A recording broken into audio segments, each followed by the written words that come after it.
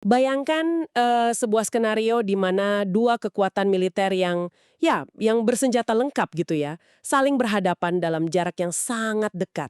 Masing-masing pihak ini memegang kendali atas urat nadi ekonomi global. Iya, satu kesalahan kalkulasi kecil saja dampaknya bisa fatal. Benar. Satu provokasi yang terlewat batas dan dampaknya bukan sekedar konflik regional biasa, melainkan kelumpuhan total pada rantai pasokan energi di seluruh dunia.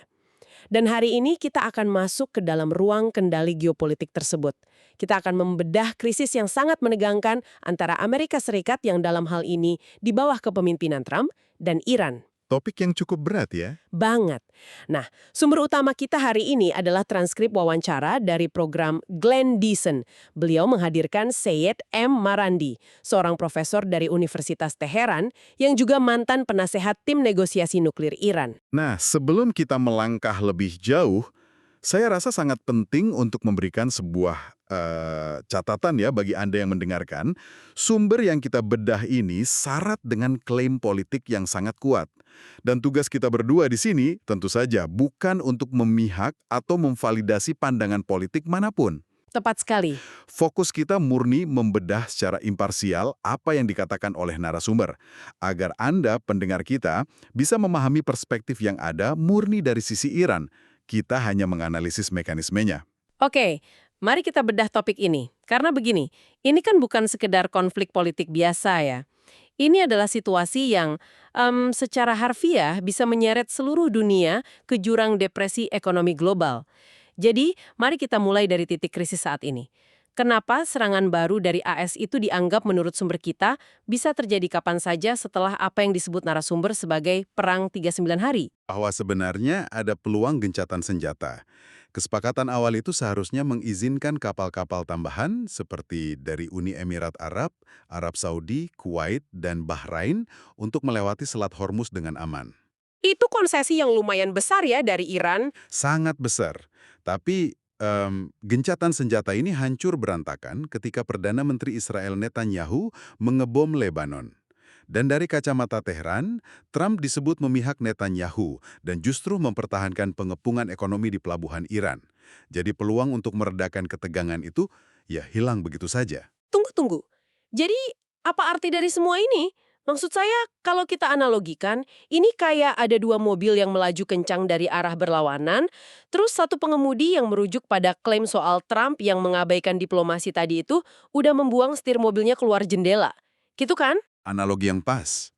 Dan hal yang sangat membakau di sini adalah ini menciptakan apa yang disebut sebagai jebakan eskalasi. Jebakan eskalasi gimana tuh? Jadi begini, ketika kegagalan meredam konflik secara diplomatis di Selat Hormuz itu terjadi, dampaknya langsung memukul urat nadi perdagangan global. Pihak yang terpojok tidak punya alasan untuk mundur. Kalau diplomasi gagal dan perang meletus, situasinya akan sangat-sangat asimetris. Nah, masuk ke skenario perang nih. Kalau benar-benar meletus, bagaimana tepatnya Iran ini berencana membalas? Karena sumber kita kan mengklaim AS sudah memindahkan pasukannya ke Kuwait dan Bahrain ya. Persiapan perang darat lah istilahnya. Betul, dan Marandi memperingatkan hal yang sangat spesifik. Jika infrastruktur kritis atau pemimpin Iran diserang, mereka tidak hanya akan membalas ke pasukan AS. Mereka akan menargetkan pemimpin rezim Arab di Teluk Persia, istana mereka, dan infrastruktur kritis di sana. Wah, langsung ke tuan rumahnya ya. Tapi ada satu hal yang unik di sini, soal cuaca. Ini gimana ceritanya cuaca jadi senjata? Nah, coba bayangkan bulan Mei di kawasan Teluk Persia.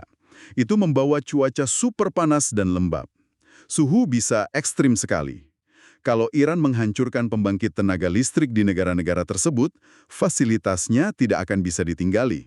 Nah, disinilah letak hal yang sangat menarik. Karena tanpa pendingin ruangan, pangkalan militer modern yang canggih itu kan bisa berubah jadi oven raksasa ya. Benar, dan moral puluhan ribu tentara AS di sana akan hancur lebur. Teknologi radar, server komando, semuanya butuh pendingin. Soal target serangan ini, ada angka yang lumayan bikin saya mikir dari sumber kita. Marandi menyoroti klaim korban. Dia bilang ada lebih dari 3.400 korban di pihak Iran, berbanding hanya sekitar 10-20 korban akibat serangan balasan Iran ke pangkalan musuh. Iya, angkanya memang jomplang sekali. Kan? Ini digunakan sebagai klaim bahwa Iran sengaja menghindari target sipil dan meminimalisir korban jiwa di pihak musuh. Tapi pertanyaan saya ke Anda, apakah menjadikan cuaca ekstrim sebagai bagian dari strategi perang ini hal yang lumrah? Jika kita kaitkan hal ini dengan gambaran yang lebih luas, ini adalah esensi murni dari peperangan asimetris. Ini bukan lagi sekedar adu mekanik rudal melawan rudal. Terus? Ini tentang membuat lingkungan logistik musuh menjadi sangat tidak bersahabat. Anda tidak perlu membunuh tentaranya, Anda cukup mematikan AC dan sistem air mereka di tengah suhu 50 derajat. Masuk akal sih, sangat pragmatis. Tapi mari kita geser sedikit dari perang fisik ke perang ekonomi. Ini kan lagi ada blokade laut ya, pengepungan ekonomi. Ya, sanksi, tekanan maksimal. Ya, tapi kenapa pengepungan ini tidak serta-merta membuat ekonomi Iran runtuh? Maksud saya, kalau boleh saya berikan dorongan kritis ya, kalau pengepungan laut diperketat, bukankah secara logika dasar, Iran itu ibaratnya cuma tinggal nunggu waktu sampai hancur? Seharusnya begitu di atas kertas. Iya kan? Kalau saya bayangkan, ekonomi mereka itu harusnya kayak kaktus gitu loh. Tanaman kaktus yang secara evolusioner emang udah terbiasa hidup di gurun pasir tanpa air. Air di sini maksudnya sanksi ekonomi lah ya. Mereka bisa bertahan, tapi lama-lama kan layu juga kalau ditutup total. Analogi kaktus itu sangat membumi, dan memang benar. Tapi Marandi menyatakan bahwa Iran sudah mengantisipasi pengepungan pelabuhan ini jauh-jauh hari. Oh, mereka udah siap. Sangat siap. Mereka memanfaatkan jalur perdagangan darat. Bayangkan rute yang melintasi Afghanistan, Pakistan, dan terus ke Asia Tengah. Kapal induk AS kan tidak bisa memblokir jalan tol darat di benua Eurasia. Bener juga, Angkatan Laut tidak bisa menilang terkargo di perbatasan Pakistan ya. Tepat. Dan ada detail yang lebih mengejutkan lagi dari sumber kita.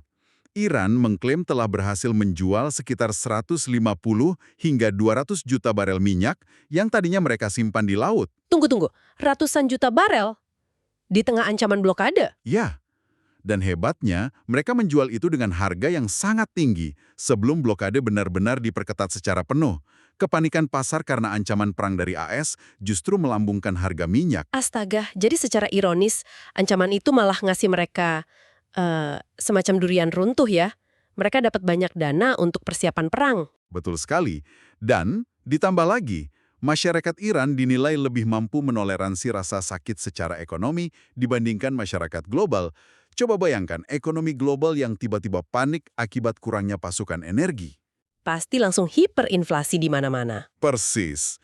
Dampak depresinya justru akan lebih parah menghantam negara-negara barat yang sama sekali tidak terbiasa hidup di bawah rezim sanksi. Oke, jadi secara ekonomi mereka ini kayaknya kebal atau setidaknya sangat tahan banting. Tapi mari kita kembali ke kalkulasi pertempuran fisik. Kalau mereka kebal sanksi ekonomi, apakah mereka juga punya pertahanan fisik yang cukup buat menghadapi militer sekelas Amerika Serikat? Itu poin krusial. Dan sumber kita menyoroti satu hal, bahwa intelijen AS seringkali salah menghitung jumlah atau kapasitas persenjataan Iran. Kok bisa salah hitung? Kan Amerika punya satelit di mana-mana. Karena fasilitas produksi drone dan pangkalan rudal Iran itu tidak ada di permukaan. Mereka bersembunyi jauh di bawah tanah, di dalam wilayah pegunungan yang sangat masif yang membentang dari Teluk Persia sampai ke perbatasan Irak. Di dalam gunung. Wah, ini kan persis kayak analogi gunung es ya. Apa yang dilihat oleh satelit Amerika Serikat dari atas itu kan ya cuma puncaknya aja. Sementara mesin perang sebenarnya itu beroperasi di bawah sana, di luar pantauan. Tepat sekali. Ini memunculkan satu pertanyaan penting tentang, ya bisa dibilang arogansi dan kegagalan intelijen militer modern. Tidak peduli berapa banyak bom pintar atau senjata canggih yang dikerahkan AS, medan geografis pegunungan dan infrastruktur bawah tanah itu menciptakan titik buta yang luar biasa besar. Titik buta atau blind spot yang bikin operasi darat jadi sangat berisiko ya. Sangat. Belum lagi, Marandi juga menyebutkan bahwa kendali Iran atas Selat Hormuz itu tidak dioperasikan dari markas di tepi pantai. Terus dari mana? Dari jarak ratusan kilometer ke arah daratan. Jadi sangat-sangat sulit untuk dilumpuhkan hanya dengan serangan udara dari laut.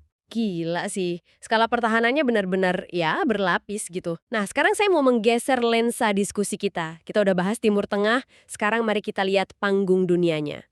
Bagaimana ketahanan Iran ini mengubah peta kekuatan global? Ini efek domino yang sangat menarik.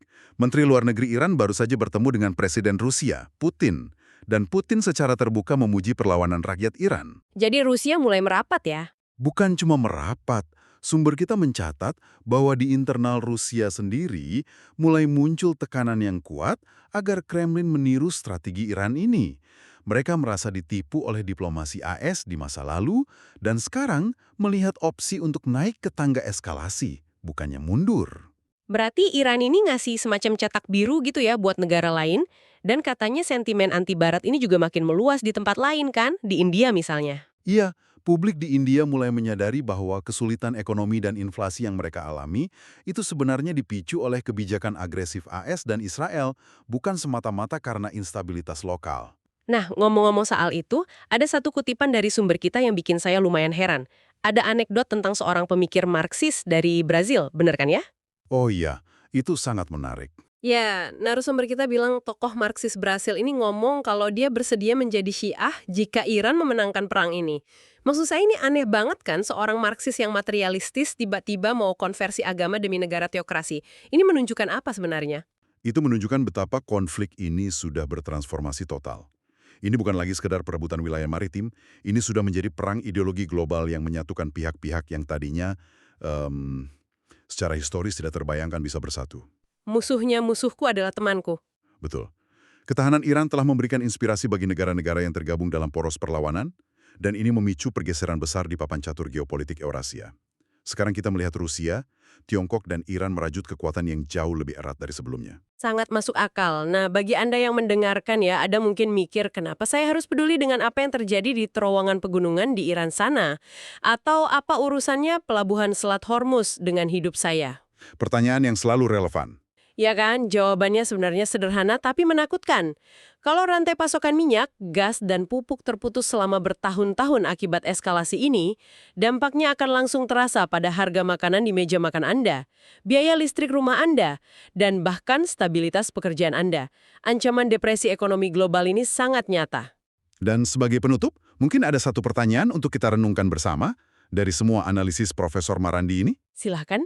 Jika sanksi ekonomi maksimal dan ancaman militer bertubi-tubi dari Barat justru memaksa suatu negara untuk membangun fasilitas militer di bawah tanah, merombak jalur logistik mereka, dan merajut aliansi anti-Barat yang jauh lebih kuat, apakah mungkin senjata pencegahan atau deterrence yang selama ini diandalkan oleh negara-negara adidaya sebenarnya justru sedang mempercepat keruntuhan tatanan global yang ingin mereka lindungi? Wah, sebuah ironi geopolitik yang luar biasa mahal harganya ya. Sesuatu yang sangat layak untuk kita pikirkan lebih lanjut. Terima kasih banyak untuk Anda yang sudah ikut mengurai kerumitan materi ini bersama kami. Teruslah kritis melihat dunia, dan sampai jumpa di pembahasan mendalam kita selanjutnya.